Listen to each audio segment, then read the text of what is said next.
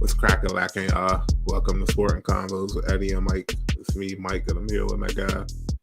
Commander P, left hand up, full throttle. Let's go, pedal to the metal. And the season keeps getting interesting for the Commanders. They make a huge move that I'm sure everybody knows about. They weren't the only NFL team making moves. The Ravens made a move with the Rams. Lions made a move. The Chiefs made a move since our last episode. A huge move from the Chiefs. Like things were shaking at the deadline. And we'll talk about that. Talk about some NBA stuff. Got a couple of controversies, a couple of teams balling out, a couple of teams coming into form early in the season. We'll talk about that. And then there's the Wizards. Which I actually have something to say about them, even though I haven't watched much of their games this season. And they're losing by 10 right now to the Grizzlies. So that's fun. But it's been a lot of things happening, but we will start off with the Commanders, who are 7-2 after their victory in the Meadowlands over the Giants, completing the 2-game sweep for the season on the Giants. They're 2-0 in the NFC East. Like I said, they're 7-2 overall. And it looks like they're in hunt mode because on Tuesday, they made a trade.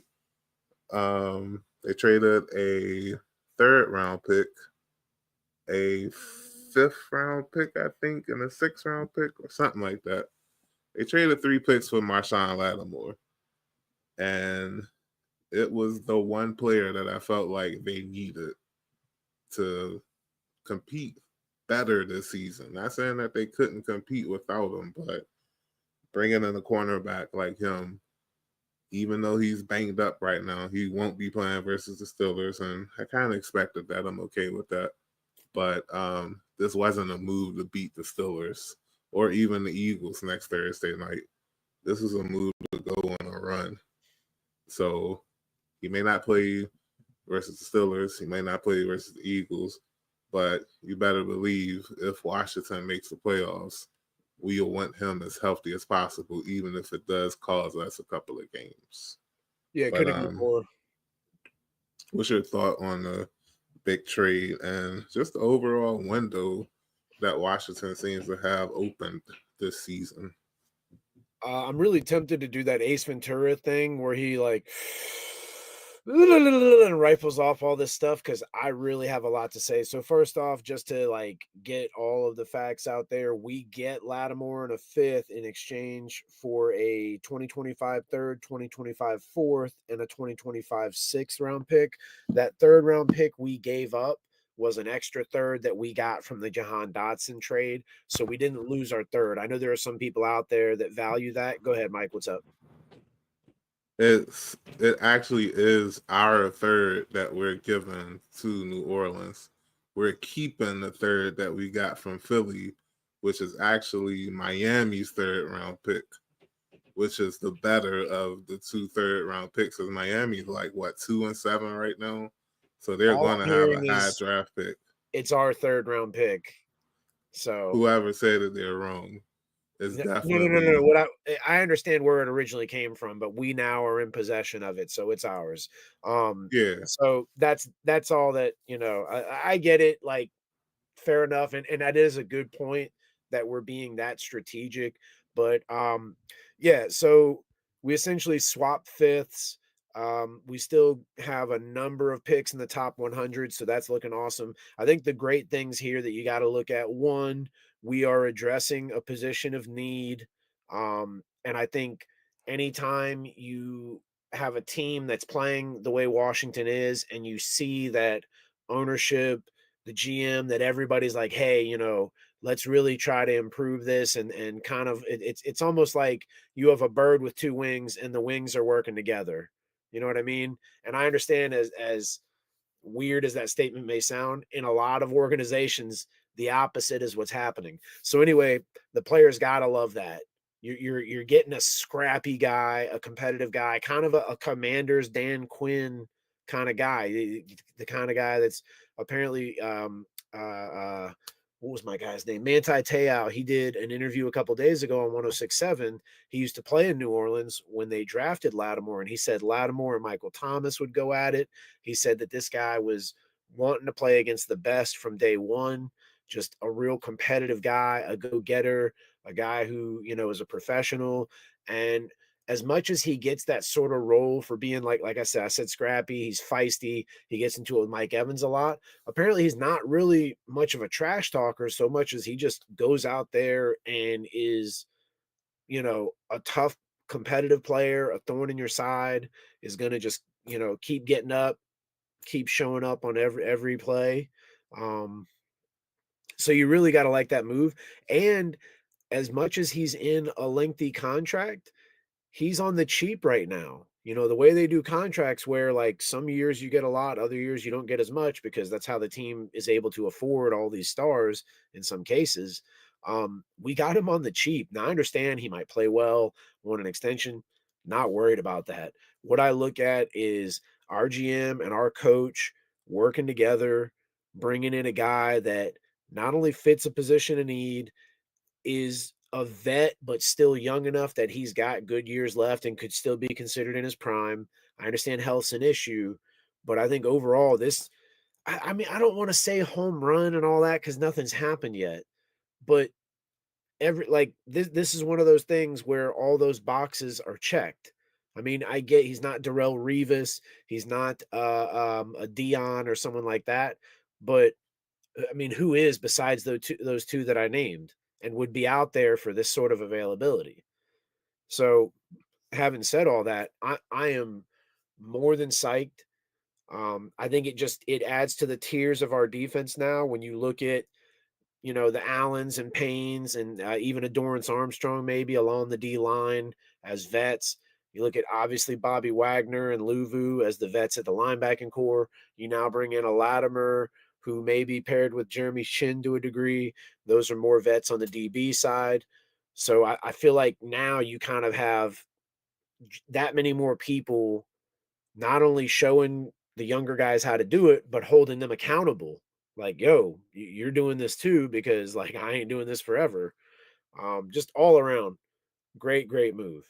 I was a little bit hoping we would have maybe made a move to get a Zadarius Smith or someone like that, but for all we know, we tried and it just wasn't the juice wasn't worth the squeeze. But I'm certainly not. I don't have any sour grapes or anything. Like without getting Zadarius Smith or any other pass rusher that was available. Love this move. Love it.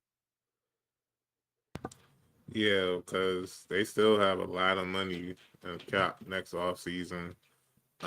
They still Might be using have, some of that to pay him. yeah, Lattimore, that is.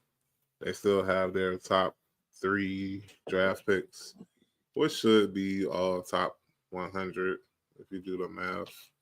Yeah, all 3 should be top 100. It's going to be interesting. Like, it's going to be really That's interesting. for sure. But as far as this week versus the Steelers, I like our chances. I know we're losing B-Rob this weekend. We might even be without a kicker this weekend. That's going to suck if that happens. But a lot of people say that Washington hasn't played anyone. I mean, it's not like the Steelers have played Murderers Row. And on top of that, they lost to the Cowboys this season. Like, it's not all roses out there in Pittsburgh right now. Good. You good. All right. I didn't know if you had more. I'm sorry. I'm getting beside myself with all of this because you can only play who's on your schedule. None of the players are being consulted when the schedule's made. And in a roundabout way, the schedule has kind of already been decided. I understand there's like some sort of system to decide, NFC East will play AFC West this season or something like that, if that makes sense. I get that those things are sort of a little bit more um subjective or up in the air, whereas you're obviously playing your division every year. But at no point is any players necessarily being consulted, none whatsoever. Especially, like these guys are being sent to freaking Brazil and London and Mexico now. I think Canada, they at least tried that once and might do it again, or I think they did, right? Either way, yeah, the players have no control over this, nor does really the team. They're a part of the NFL, and the NFL, like I said, a lot of this has already been decided. Like there's some teams that played each other that are out of each other's division. Maybe one's even AFC and one's NFC. And if they played each other this year, there's a good chance they'll play each other next year, but whoever was at home will be away. They do that a lot of times. I'm telling you, if you look at the schedule, that happens. Not all the time. It's not a guarantee. Um, but yeah, I'm getting sidetracked here. Point is, No, you play you who's on good. your schedule. You play who's on your schedule, and you beat the teams you're supposed to beat. That like I don't get. If we lost, it was going to be, oh, y'all lost to them. So we beat the teams we were supposed to beat. And I'll be honest, it's all about who you play and when you play them. I really think if we played the Buccaneers now, we probably would win. They're so banged up. I don't mean to be disrespectful. They're a scrappy team. I respect the hell out of them. I love the Baker Mayfield story. I think he's really showing Cleveland that they made a mistake.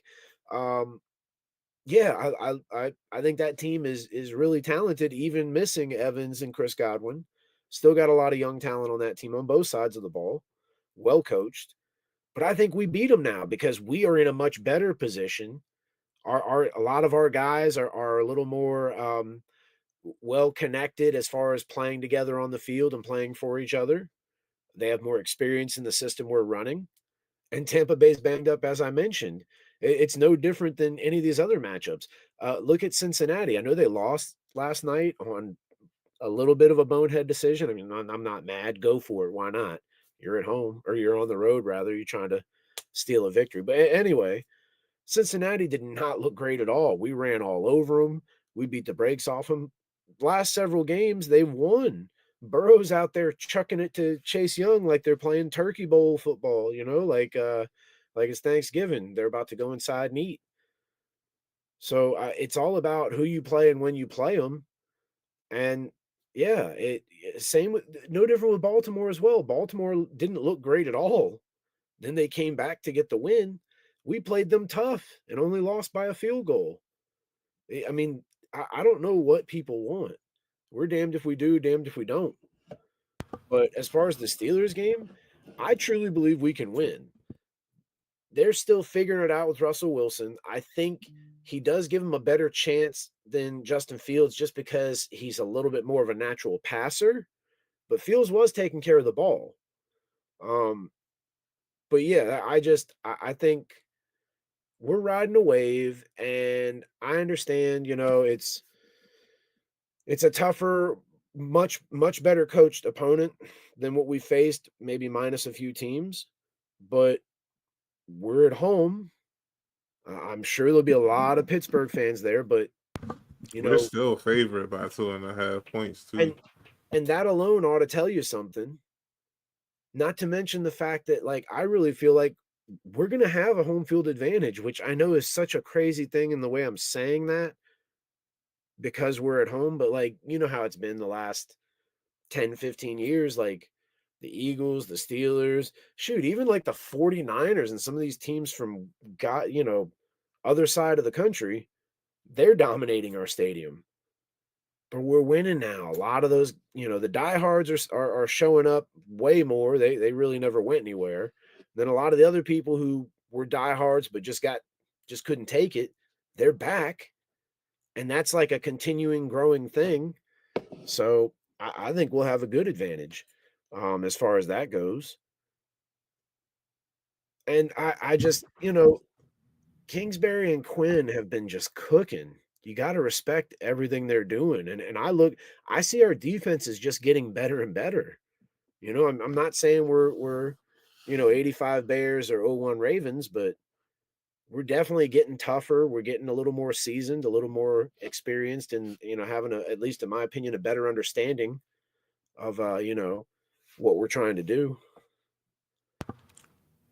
Yeah, and believe it or not, Washington's pass defense, they're ranked 5th in the league right now. Before the Lattimore trade, so I it's fool's gold. I feel like, but it's not like, how can I say it? They're not trash, but when a good team that passes the ball needs to make passing plays, they're going to make them relatively easy. Not saying that they're going to go out and just take it and there's nothing Washington can do about it, but like, I mean, you saw it against the Giants last week on that last drive. Neighbors kind of did his thing. The week before that versus the Bears, DJ Moore kind of did his thing. The Panthers game, we could just throw that out the window.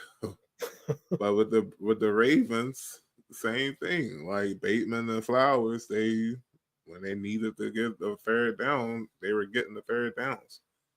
But you bring in a Lattimore, and I know we're talking about the Steelers, and like I'm not concerned about Pickens and Williams. Like they're good receivers, but they're not Jamar Chase or Mike Evans or Malik Neighbors.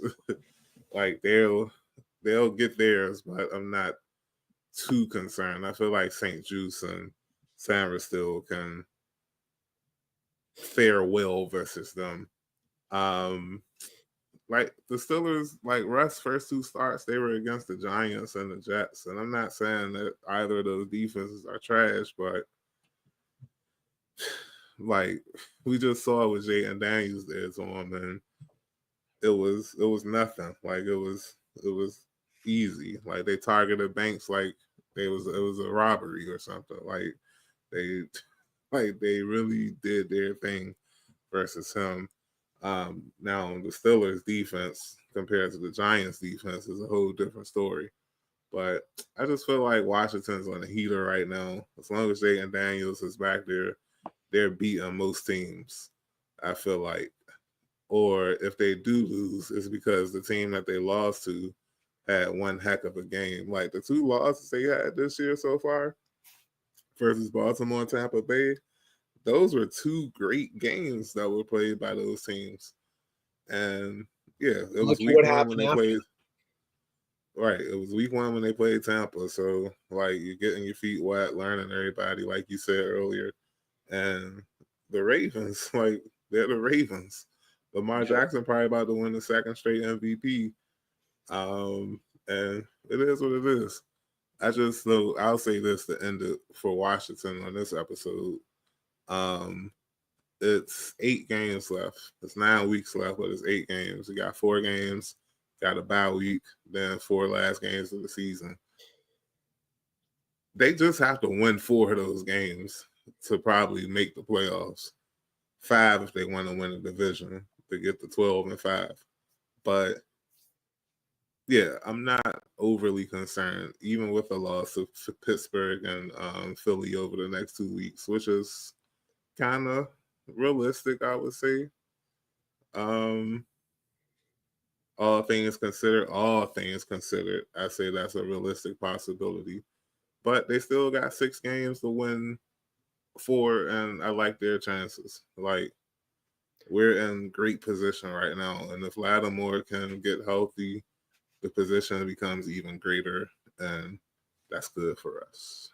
Yeah, stock is rising. The Daniels has that sort of that Brady effect where you see guys on the sideline saying, "Hey, having 5 is, something else." Like it's pretty cool having him. And, when you see the Adam Schefter report of guys wanting to come to Washington telling their agent, "Hey, I want to be traded there." I mean, beyond refreshing, very cool to hear because we're usually getting trash for a number of things that probably are almost, deservedly so. But the new day, the new hope, all of those things that we are in the thick of it.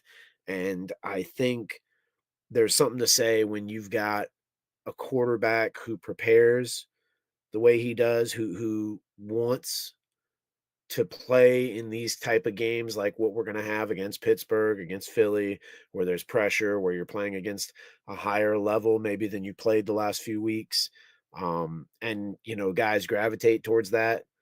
And I think you're seeing something special here. And again, I think, so much credit to Peters, to Kingsbury, to Dan Quinn. And I think all of those guys are cooking up something where, we have that belief. So that's where I'm at, where I think like, we definitely can win this game because it's different. It's no disrespect to Pittsburgh. I think they're of similar fiber, moral fiber, whatever, football moral fibers. The way they approach the game, play the game, their coaching staff, their history. So hopefully it'll be a good game. But yeah, I think we're on the rise, and let's just enjoy this ride. Cheers.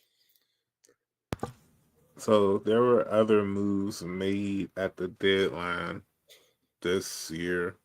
Some of the more popular, well, not popular, but the more important ones, I guess I could say. Zadarius Smith getting traded from the Browns to the Lions. That was a big Needed it. pickup since Hutchinson, especially since they lost Hutchinson. The Ravens made 2 trades. They traded for Deontay Johnson from the Panthers and Tre'Davious White, former Bills cornerback who was with the Rams the last few seasons. So they added 2 pieces. Who else? The Steelers. They traded for Mike Williams from the Jets. Like they completely forgot about him, especially after Devontae Adams got there. And the Steelers also picked up Preston Smith from the Packers. He used to be with Washington, of course. A lot of people were like side-eyeing that move because he famously didn't want to play on a 3-4 defense, and now he's heading into a 3-4 defense.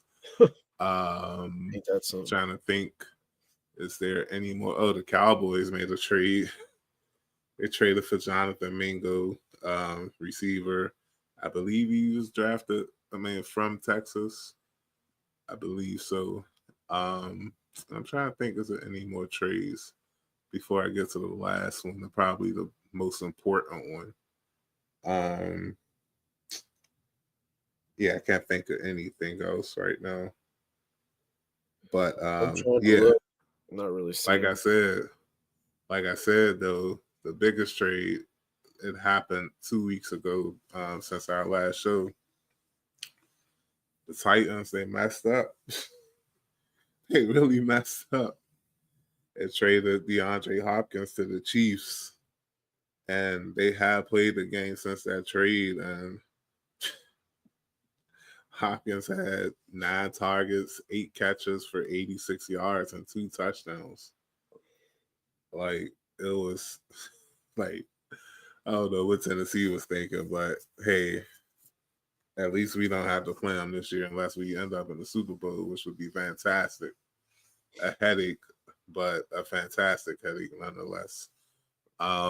So having said all that and went through all that, I guess the question is, are you taking the Chiefs or the field?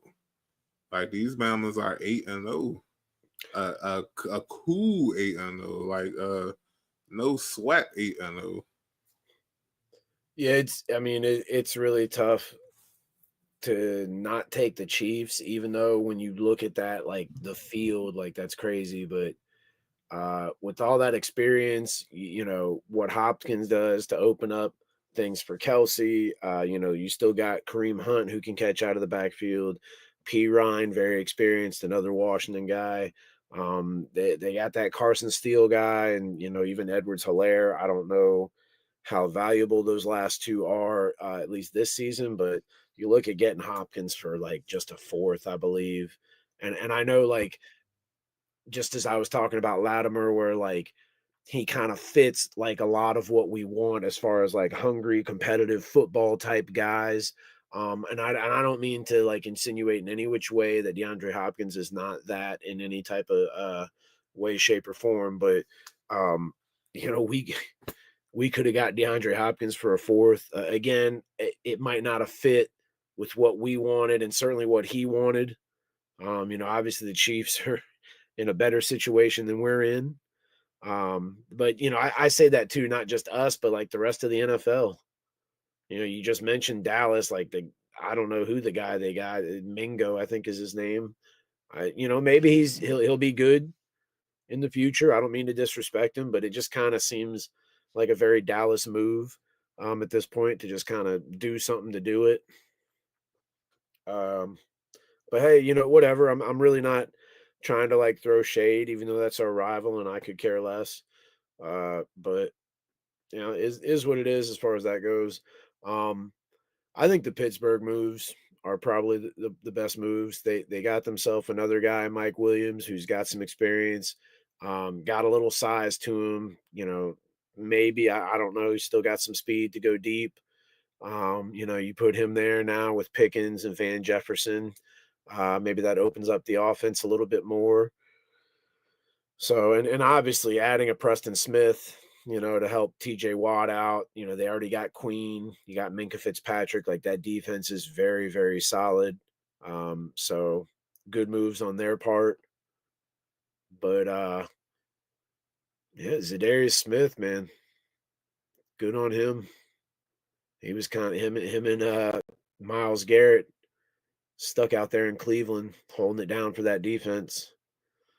And so yeah, he's got a real shot. And speaking of real shots, I honestly think you look at it right now, you know, NFC, us, Philly, Detroit. Detroit is obviously the front runner. You know, you maybe throw in like a Minnesota. Um, you know, I just don't know about San Francisco, but I really think, man, like the way we're going right now, it's more than reasonable to think that we got a shot at the very least at winning a playoff game. I mean, the way it is right now, and that's not trying to be typical overzealous like DC sports fan, you know, we win a game or two and get psyched. No, it's not just that we won, it's that most of these games we're in fair control. We have a pretty balanced attack. Our quarterback, although he's a rookie, is just so he's like an old soul, I guess you could say, at least in terms of football. Um, and there's just a lot going on right now, which is just a real cool experience. So, yeah, I said a lot of words. Tag in my tag team partner. Pow. It's funny, my nephew sent a message early this week and was like, you might have to win 11 games to get to the playoffs in the NFC. And I was like, when I first read it, I was like, that can't be right. Like, you tripping. But then I look at the standings, and the 7th seed, which is the last playoff spot, is Philly, and they're 6-3. like, yeah, you might have to get 11 just to get in the wild card this year, which is crazy for the NFC. Usually that's some AFC stuff, but yeah, winning 7, 8 games ain't cutting it this season in the NFC to make playoffs. So, like I said, these last 8 games for Washington, of course, you would love if they win all 8 and finish the season 15-2. But let's just keep it realistic. 11-6 is a possibility. 13-4, that's a possibility. But yeah, 10-6 might put you in the danger zone. So you can only play the games 1 week at a time, though. A win versus Pittsburgh at home would be huge. You somehow take off Pittsburgh and Philly over the next 6 days, and you're 9-2. All of a sudden, that noise of contendership becomes a bit louder. Taking out 2 tough teams like that back to back in 6 days. So we'll see, bro. We'll see. Yep. Crazy too with like politics and everything. The election just happened. It's DC playing, the two teams in Pennsylvania, which is like, I don't know, what do you call a swing state or one of those kind of things. So yeah, I don't know, random. Oh yeah, and didn't you want to say something about Bosa before we moved on to basketball? Yeah, I mean it's part him, it's part the NFL, and I don't mean to be one of those people who sounds like I'm pandering or anything like that, but let's just like call a spade a spade. The NFL is like 90 some percent black. You look at everything that Colin Kaepernick did and what happened, and I understand people are gonna like cry foul and say, "Oh, he sued the NFL and he got all this money and that was his end game and blah blah blah." Let's not forget he knelt during the national anthem, and it wasn't out of disrespect. I'm not going down that rabbit hole again. There's all kinds of evidence where he showed he wasn't being disrespectful, and people wanted it to be disrespect because they just didn't like him or didn't like a black person speaking up. I don't know what. During a post-game press conference where I think the Niners beat the Cowboys, Brock Purdy's talking. Bosa interrupts, brings attention to his white and gold "Make America Great Again" hat, kind of like tips it. Again, brings attention to it. I think he even was like, or like some sort of noise, and then just sort of like taps the reporter and Purdy on the shoulder as he's betwixt them, and then just sort of dips out. Later on, either at the podium or in the locker room where reporters are having sort of Q&A, and it'd probably be more appropriate to don that hat and have those kind of discussions. He basically shied away, wanted nothing to do with any kind of conversation about what that was, which I thought was kind of crazy because usually it's the F your feelings crowd that wears that kind of hat, or at least they're synonymous. And more so the fact that the only people that have said stuff are people like myself, reporters, people of color, because he's not being ostracized. He's not being told by the NFL that he can't wear the hat or anything like that. At least I haven't seen that come out. If he does get fined or anything like that, then good on the NFL for doing it. But I mean, this happened a minute ago, I believe 2 weeks ago by now, if I'm not mistaken. So there's that. I just think it's just a bad look all around. Like, hey, be into politics. Like, that's cool. I have no problem with that. And he can like someone that I disagree with. That's fine too. But I think the fact that this wasn't made a bigger deal of by a lot of people, um, and I understand you can work with people and disagree with their views and things like that, or maybe even not like them. So I'm not trying to like create something or whatever where like, but I don't know how that's received in the locker room where he's doing that kind of stuff. But again, it just seems not double standard, but the fact that like that was okay. But Kaepernick trying to like bring attention to something that's like actually real and is a problem in America, that's just where I'm at. And like, I'm sorry for anybody who listens to us and maybe you don't like my stance or the fact that I'm talking about this in general, but it happened. It happened during a football game. I know it doesn't really have much more to do with sports other than that, but it is what it is. So, yeah, it's kind of a shame in my opinion. Yeah. I can't really talk politics because of my job. But yeah, like the double standard is real in a lot of areas. A lot of hypocritical stuff being thrown around. Not going to say by who, but yeah, you you can only control what you can control, and I'll just leave it at that. Just leave it at that. Somebody who doesn't have control, and I guess you could say this is one of the bigger off the court storylines for the NBA right now. Former Jayhawk. Yeah, I'm gonna list it like that. Taking a little It's shot. like, but yeah, Joel Embiid got in a little trouble a week ago. He got physical with a Philadelphia reporter, and I'm gonna keep it a buck. I I disagree with the physicality, of course. However, if you understand Embiid's point of view, you can understand why he reacted the way he did. The reporter kind of got too personal, mentioning a child, Embiid's child, that I believe passed away prematurely. I'm not sure if it was a miscarriage or a stillbirth or whatever.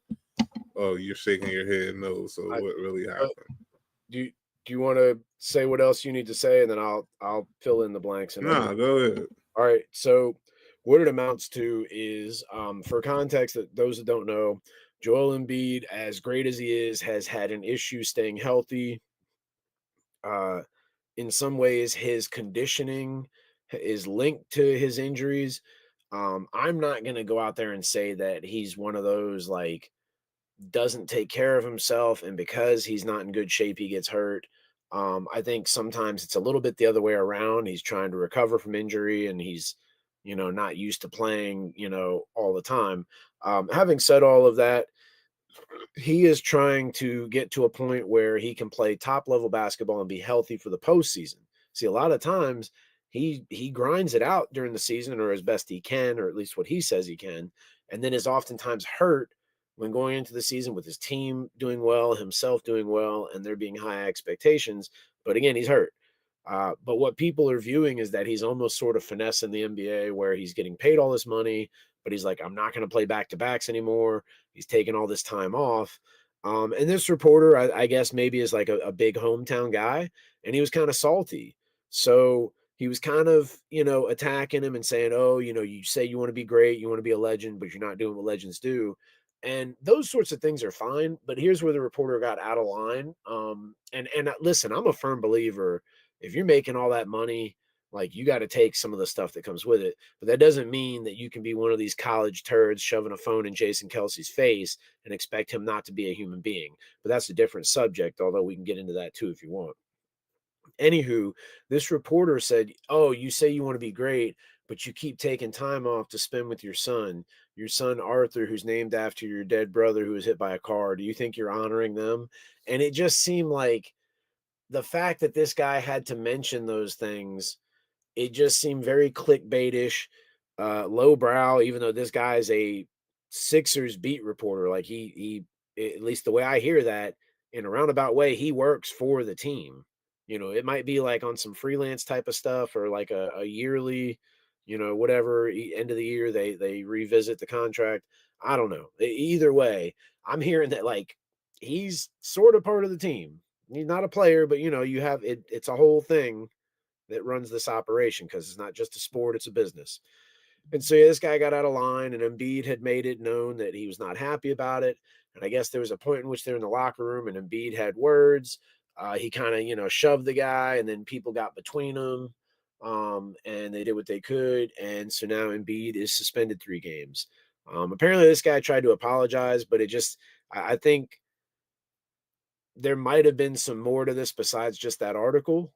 And like I said, I'm usually all for like, hey, look, man, like I get it. You don't want to talk to people, whether it's the Belichicks or the Marshawn Lynches, and they do their little bits where they barely give you anything, and you're kind of like, all right, come on, dude. Like, we're not asking you to tell us the secret Krabby Patty formula. We're just asking you to tell us like how you feeling, like what's up. But in this case, reporters had a line. Like you could have written everything about questioning Embiid, like, yeah, you want to be a legend, like you got to be at practice, you got to be ready, you got to be in shape, you got to play. Philly, hard work in town, blah blah blah. Could have said all that. Bringing up the kid and the brother and stuff, like asking for trouble, asking for it. And especially these days, internet has receipts. Like you put something out there, like people be like, yeah, see, that's you. So yeah, Yeah, I don't know why I done killed the little boy. I knew the brother had passed. I don't yeah, know why. it was like an accident. I think Embiid's rookie year. I think he was in a car accident or got hit by a car or was in a car and got hit by another car. I'm not sure. I just know him and death by car. I'm not trying to laugh. I know that sounds stupid. I apologize. I know him and like those things are all true. I just don't know the specifics. Which yeah, like Embiid should understand these kind of things are going to happen, but I guess you're like, yeah, not my own backyard. Maybe that was some of it too, you know. Um, but that's all I got to say about that particular topic. I mentioned the Kelsey thing. Kelsey should know better too, but I really feel like Chris Long, former Eagle, son of Howie Long, Hall of Famer. And I think Chris Long will probably be in the Hall of Fame before you know it. He's a real solid player. Went to University of Virginia, actually. He was like, "Look, we live in a world where too many kids like haven't faced any real consequences." And I think he said something to the effect of like, "People haven't done stuff and gotten punched in the mouth for it." You got all these kids chasing Jason Kelsey around, like saying stuff about his brother and saying stuff about Taylor Swift. And it looked like the dude had a 12 pack, or I think it was a 12 pack. He just made a quick beer run, and he's just I don't know where he's going, but he's going where he's going, minding his own business. These people are like, you know, guys and girls alike, yelling at him, putting phones in front of his face. I just wonder how anybody would react in that situation. Like, especially if it was all like negative and, there's borderline threats and, you're in a position to protect yourself. And you're like, hey, screw that. I'm not going to keep taking this, like, whether he makes a lot of money or not. So I can kind of understand it. Probably end up having to buy dude a new phone and throw a couple extra bucks if dude's got a good lawyer for, whatever that is. But NBA, man, it's early. But let me tell you something, man. And it's not just a DC thing. I don't mean to just quick segue because if you want to say something about the Kelsey thing, chime in. But Kevin Durant's the MVP right now. If you see what that dude is doing, I think on the ESPN stats said that so far, I think what have they played? Like 11 games at most. He has 29 points in clutch situations. That's a lot of clutch points for a short amount of time. I just dude is balling. He one of those masters of the mid range, and I kind of love it, to be honest. I really do. And the fact that he's, him and Beal and Booker kind of starting to play together. That's cool. I think it's really exciting because the Celtics are on fire. But I think the who was it? Who'd they play the other? The Warriors. The Warriors played them real tough. That was fun to watch. I Didn't the don't say Warriors win? they did. They did win, actually. You're right. And so that's Ooh, part of they the are not excitement. winning right now, though. Well, Cavs are undefeated, aren't they? Yeah, And so look like they're that's about to also move on to exciting. 10-0. Think about when the last time the Cavs were good and LeBron didn't have nothing to do with it. When was that? Hmm. You probably weren't born. And I'm not pretending to over here like I'm grandpa and I was. If so, I might have been like one or two, but that ain't saying much. But either way, I think it's cool too. I like that squad they got assembled. I think Garland's a Yeah. nice point guard. Donovan Mitchell's fun to watch. I think Evan Mobley. I really think, and a lot of younger people don't know who these guys are. Well, they know who one is, but I don't think they know who the other one is. But I think you're going to see Evan Mobley turn into sort of like a tweener between two Hall of Fame guys that played together, Ralph Sampson and Hakeem Olajuwon. I see just a lot of the body type more of Sampson, but you're going to see some of that agile, quick moves, the shimmy. You're going to see some of that stuff start to come to fruition. I once that dude really starts to, you know, just break free, man. Because with the other two guys I mentioned, you got Jared Allen, you got a guy like Karis LeVert coming off the bench, solid. It's a good team, man. I think they're going to surprise some people. Um. In the Yeah. West is super tough. The Warriors, they are apparently a defensive juggernaut this season. They've been locking stuff up. Like, it's that simple. Like, they've been locking stuff up on defense. They've won a couple of games without Steph Curry this season. Yeah, I noticed but that he was resting early on. But yeah, the story as far as at the top of the standings right now are the Cavs and the Thunder. The Thunder, they were 7-0, but they lost. I think it was Wednesday night to the Nuggets Yep. by I was 2. watching that game. That was a good game, dude. But yeah, the Cavs, they're like I said, they're looking like they're going to 10-0. They're beating the brakes off of the Warriors right now, who we just talked about. So much for a defensive juggernaut. They allow 100 points in 3 quarters. But like you said, it just goes to show you just how talented the Cavs are.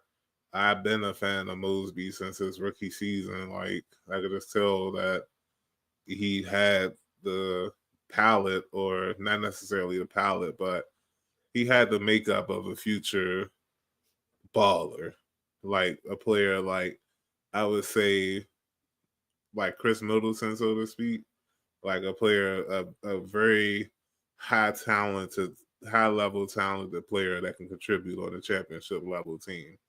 And it's early. We don't know what the Cavs going to do, how the East is going to shape up. You got the Knicks still trying to gel together. The Sixers, they aren't without Embiid and Paul George right now. So eventually, they'll start getting it together. I'm not out on the Bucks yet, even though they're having a bad start to the season. Giannis is still Giannis, a top 5 player in the league, and talent usually evens out at the end of the day. So I'm not really tripping off of them.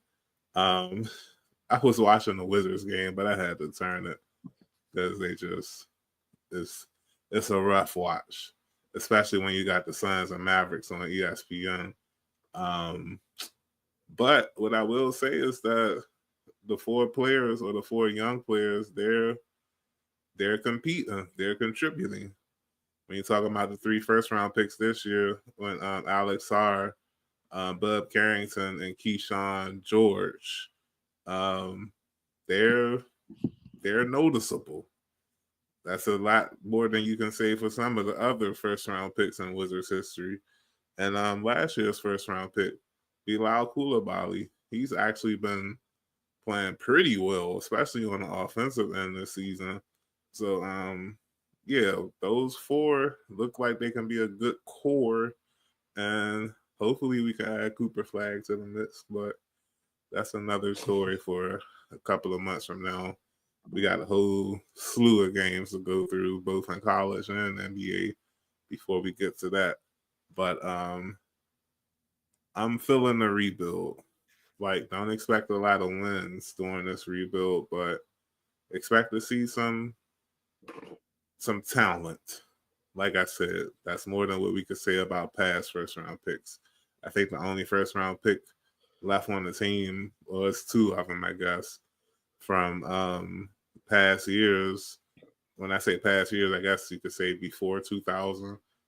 That's Johnny Davis and Kispert, Corey Kispert. Those are the only 2 first-round picks. I think the Wizards are, Luka is limping, but he seems to be okay. He's cherry picking like a mug right now. Doing the Luka limp. But, yeah. But nah, he looks all right. They're not calling a timeout or anything. But yeah, like it's an interesting season so far, this NBA, and you can count the Wizards out already. They're not doing much, and that's okay. It really is okay. We got to build from the ground up, and right now we're still installing the foundation. We ain't even get to level 1 yet. Like, it's gonna be a rough build, but it's okay. We'll get there. Because I feel like, you saw how crazy people were, even though we got whooped up on by the Warriors. Jaden Daniels was there. Everybody went nuts. You got to feel like, Capitals are doing well. We're going to talk about them later on in the show. They share the same arena as the Wizards. And then, Commanders, I realize they're playing in Maryland at the moment. But when you look at the other teams around you doing well, and the Nats, despite their record, I think a lot of it has to do with just how awesome the stadium is. If you've not been to Nats Park and you live in the DMV area, especially close, Northern Virginia type area, whatever, or, DC and Maryland, but you live close, get out there. It's amazing. The park is great. There's so much stuff. the field, I don't know what it is. You get there early and you just look at that field. The grass is perfectly cut, especially nice day, the sun's setting. You have yourself a adult beverage if you're down for that. If not, just a regular beverage. And it's just amazing. But that said, with the pressure of all those other teams having the draw, whether it's, just actual on the field, court, ice rink, whatever success, or like I said, you got a really nice stadium with a lot of ambiance and a lot of cool things going on. Um, it's going to attract people, and so I think that'll put pressure on the Wizards. And I do feel like I know the ownership hasn't changed, but it seems a little bit like I don't know. Maybe I'm jumping the gun and just still, on the high from all the stuff the Commanders been doing.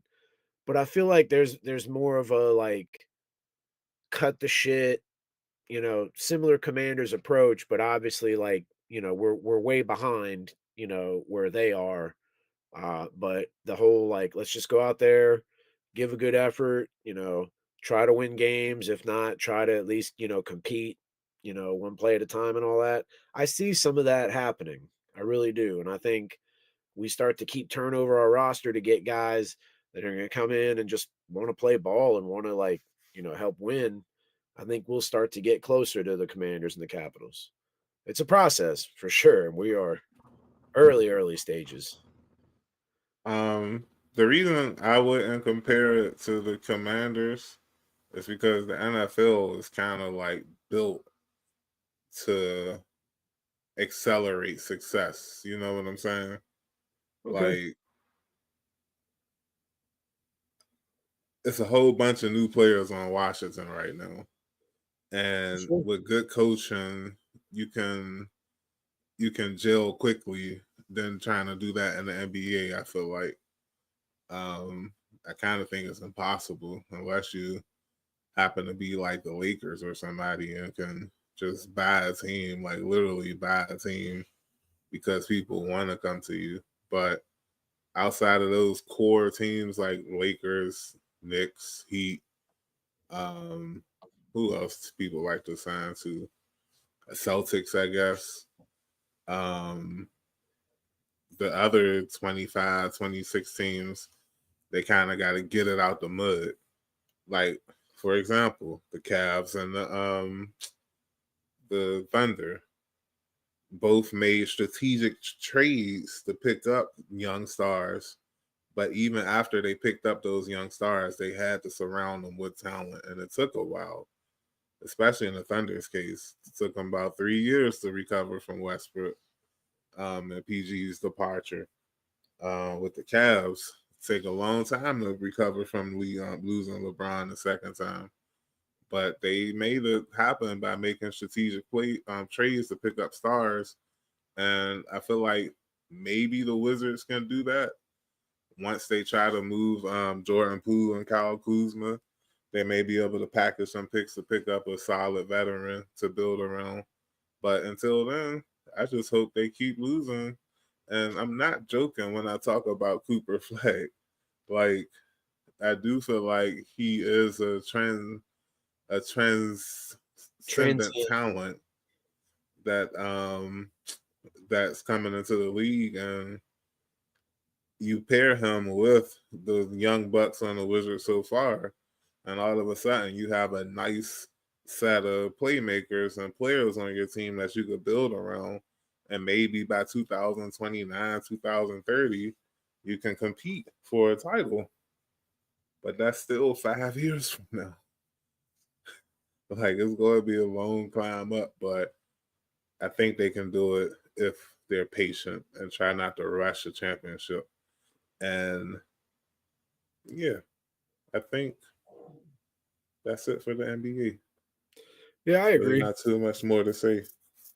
And Yeah, I agree with you. I think bringing in Cooper could be similar to Jaden Daniels. I'm not saying they are similar, but the effect, the draw, um, yeah, just with the way the area looks like, and just bringing that attention, and obviously he's a competitive guy. Bringing him in with his size, his ability, I think it'll definitely open things up. So, yeah, didn't mean to jump in and just ramble. So yeah. right, and we have our last topic of the shizzle as Bill predictably misses a 3-pointer. Ooh, but the Suns playing some good defense. Oh, no, they're not. They got called for a goaltender. But anyway, forget basketball. Let's talk some hockey. Caps doing well this season. They brought out the throwbacks. I'm not sure how many times they've worn them yet this year. I know it's at least once. You can never go wrong with the throwback black eagle jersey with the stars. Like I always like that color combination. The Wizards did not pull it off well, but the Caps they murdered their jersey schemes. And yeah, they're 9-2. Ovi, he's cooking. I think he said how many goals you say he had this year? 9. He's currently sitting at 8 goals for the season, a paltry 861 career. That is 34 short of Wayne Gretzky. I'm not saying he's going to get it this season. That'd be awesome, but he's on pace to do it. He's on pace to score, I think, like 50 something. And what's cool is just the way he has come out on fire, the way the whole team really has. Let's not forget this is a team that not the same as the Commanders, but in similar fashion with the turnover. You have Backstrom with the bad news with the injuries and the hip and having to basically hang it up. Kuznetsov with the substance slash kind of personal discipline off the ice issues. They let go of some guys like Alexei Orlov. There's some other guys who are it's escaping my memory right now. And so your Spencer Carberry, you come in and all those things I mentioned happen where you're thinking you're getting a totally different team, whereas some of those guys are there.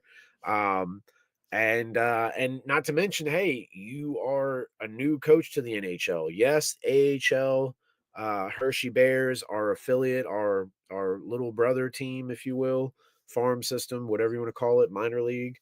Uh, but yeah, he's coming in and he's implementing a new system. And if you think about last year, it was very much grind it out. Let's play some defense. Let's get some fast breaks, counterattacks, and it was your 2-1, 2-0, 1-0 type of victories that we were getting. We've come out this year, and I mean, there are a number of games where I see us putting up 4 and 5 goals consistently.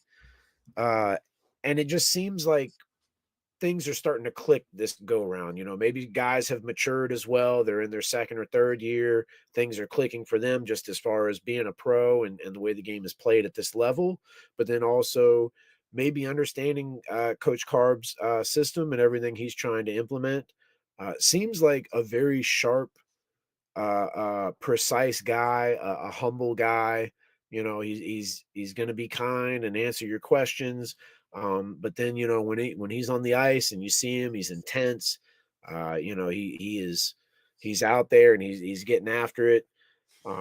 So it's just been really cool to watch. And the Ovechkin thing, I mean, I don't know how you can't not like that. You got all these young guys with some just hockey always has some of the most interesting names. I mean, you could say it for soccer, you could say it for the NFL, you could even say it for NBA.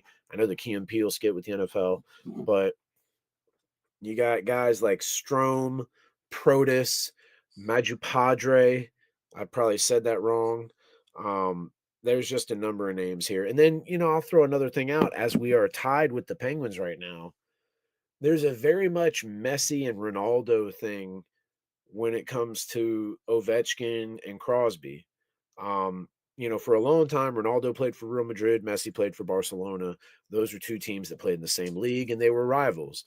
This is the same thing going on here, even so much as where I believe Crosby was drafted number 1, Ovechkin was drafted number 2. It might be the other way around. Either way, they were drafted the same year. Both have a number of individual accolades as far as MVPs, etc. Crosby obviously has more Stanley Cups with 3 to Ovi's 1, but it's just been pretty awesome. I talk about this at length a number of times on various episodes of this podcast. You got to appreciate whatever era you live in. If you're a younger kid and LeBron James is your GOAT, you think of the different games and championships and other accolades you've seen LeBron win. It's no different than this situation. I can't stand Sidney Crosby, but he's a great hockey player. And seeing the back and forth between him and Ovechkin, as much as I'd like for Ovechkin to have more wins, more Stanley Cups, it in a way you get lost rooting for your team and whether they win or lose. But the idea, like, to see this kind of rivalry that is going to be talked about, as long as people are going to be talking sports, like, this is up there. This is like Michael Jordan and Magic Johnson going back and forth, or I don't Johnson and Magic Johnson and Larry Bird. Maybe that's a little more appropriate since both those guys were drafted the same year. So it's just really cool. And 861 goals. I mean, just think about that. You think about it, it's not easy to score in hockey. It's not. The keeper is almost pretty much as big as the net. Like it's Remember wild. that Bud Light commercial? Where they got I the forgot. walrus or whatever it Yeah. is. Yeah, yeah. And they're tossing him the fish. No, like it was a dude called The Wall or something. And like all he did was they were cheering for him as he was coming out. And all he did was like skate into the net. And like his body was so big, like he fit in the net perfectly. And then they started having shooting practice and they couldn't get the puck past him because he filled the whole net up. It was funny. But Okay, it's because wild that there's a commercial where they got like an actual walrus there, and the yeah, guys I are know which shooting. one you're talking Yeah. about. But I don't think it was like this dude, this commercial was an actual dude. Um, but yeah, like Ovechkin is a beast. Like there's nothing more I could add. Hopefully they can, keep this momentum going into the playoffs or whatever. Um, Oh, I I'm don't know. pretty It's sure. just Good. My bad. I'm sorry. nah, you're good. Oh, I thought you was about to say something. But yeah, it's just something about having a good season and not finishing it. Like it's hard. Like we see it every single year where teams go on these hot runs during the season and then they just fizzle out in the playoffs for one reason or another. Like with the Ravens last year. Like we just knew that they were going to the Super Bowl and they lost in the AFC Championship game to the Chiefs. Like it's yeah, it's hard to win in any league. So yeah. Hey, so this is, and I'm so sorry, I didn't mean to interrupt you. I just completely forgot talking about everything going on with the Caps and the turnover and kind of having it is early. So, not crowning anybody anything, but you look at the games that they've won and how they're doing it. Even the losses, they lost to a really tough Carolina Hurricanes team where they had just finished a game, I believe, two nights the night before or something like that. Or maybe it was the night before and then a quick turnaround. Traveling from wherever they were, either back to DC then Carolina, and they still played a real tough game. I think they lost by maybe only one or two goals, 5-2 or something like that. So it's things like that that got me all hyped. And I forgot about this. You mentioned Ovi rocking the black Screaming Eagle jersey, which a lot of people like. The sports junkies were talking about it the other day when they had Coach Carberry on their show, as they do weekly. I believe it's Wednesdays. Always a good listen. That guy, as I said, he's one of those that he'll talk to you and he'll tell you stuff, but he's not, giving away secrets either. When they wear that black jersey, Ovi has 12 goals in 8 games. The 8 games they've worn that jersey, my man has 12 goals. So rock the red is like very much a slogan. That's a thing, especially during the Stanley Cup championship run. But I think maybe like the black jersey needs to be a little bit more of a staple, right? If we're getting that kind of production, and hey, maybe the novelty, I get it, but I dig the black. And as a matter of fact, there's two. There's another one that I think is equally just as dope. It is a picture of the Capitol building. And then imagine like, the typical like two hockey sticks kind of crossed with the blades pointing down, like on the ice. You know what I'm talking about? So imagine that, but that behind the Capitol. So you only really see the bottom of the hockey sticks, the blades, and then you see like the tops of it kind of making that X behind the Capitals, and then right under the Capitol it says Washington Capitals. They have that on a black jersey as well. So there's that. But yeah, Ovi just killing it.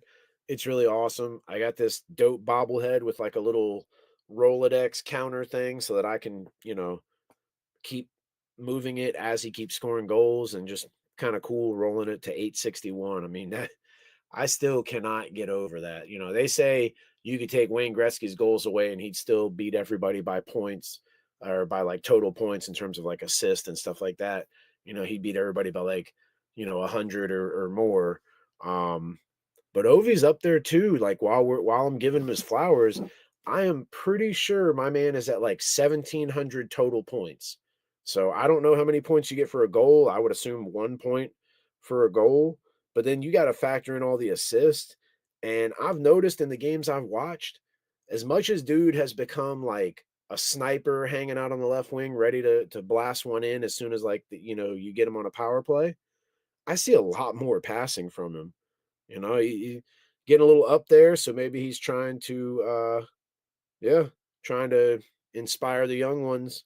Use the attention he gets. Yeah, I'm pretty sure it's 1,700. I'm trying to look it up now. Just 1 second. Where is it? Where are we at?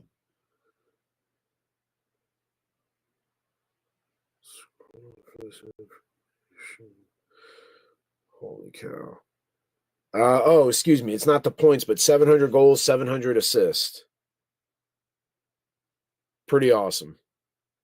And I mean, obviously, he's got more than 700, but I found that commercial I was talking about, bro. I got you. Yeah.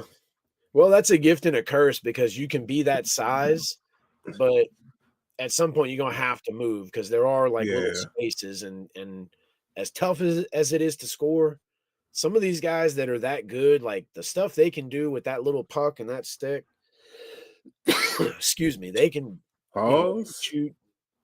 Pause. Yeah. Pause. I do apologize, but I mean, we're talking sports here. I'm not. What I mean is their ability to. You think you've got the whole goal covered, and they're able to, get a goal past you, and you're like, "Yo, what happened?" Like, and even like someone that size, the late reaction time. So I can hear you being careful with what you're saying now. Oh, I absolutely am. I absolutely am.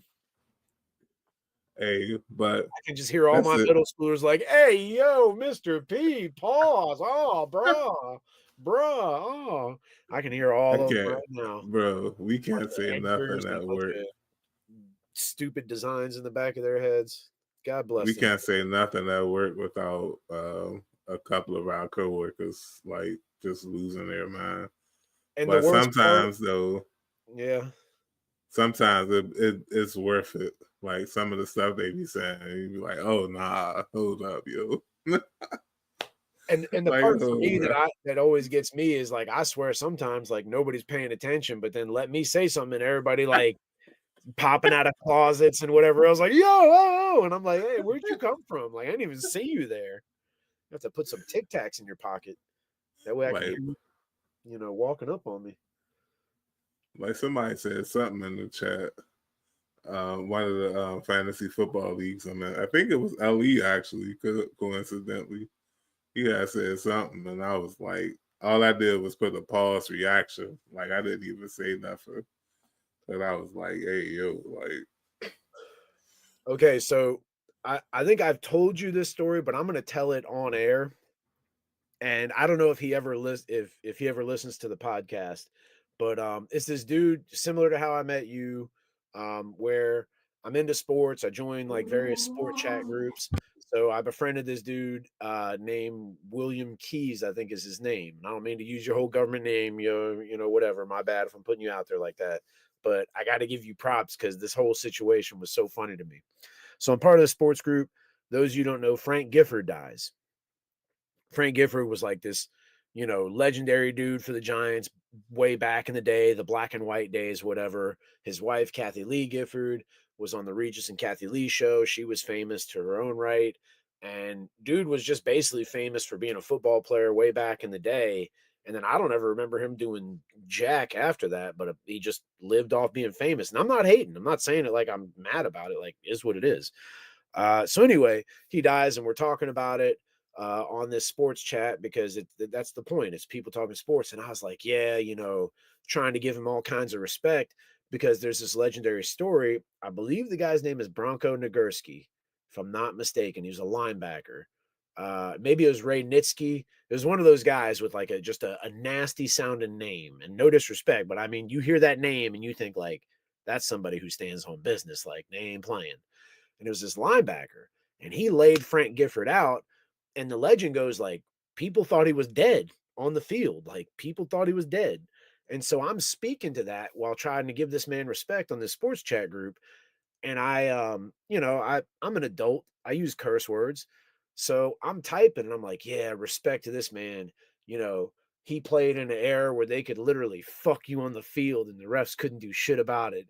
I meant to say fuck you up on the field, but I said what I just said to you. And my man William, like I'm just sitting there and I get a notification on my phone, because I said what I said, and in my head I said it the right way. And I'm watching TV or whatever. I look at my phone. He's like, Eddie, what are you saying? And bro, I had the biggest like laugh out loud, just losing my stuff. Because that, obviously like the most major pause of all time. Like, what am I doing? Because I mean, look, I wasn't alive back then, but I'm pretty sure that didn't happen in a football game. Um, P. Diddy wasn't You alive. never, Pause. you never know. You But never know. anyway, that's when you said me choosing my words carefully. That's the first thing I thought of is that story. Like it. Oh, that was a Nah, minute ago. That was a good minute ago. we've all had our pause worthy moments. Oh my God, way too many, way too many. But that's it for this week. Though we are going to holler at y'all next week. After the Steelers and probably the Eagles game, or maybe the night of the Eagles game, or I don't know. But yeah, we'll holler at y'all when we holler at y'all. Thanks for rocking with us, and peace out. Take it easy, everybody. Veterans, thank you. Thank you for your service. We appreciate you. Yeah. Hope everybody's blessed and has a good one. Thank you. The Bama's just scored. We're talking about the Penguins, yeah.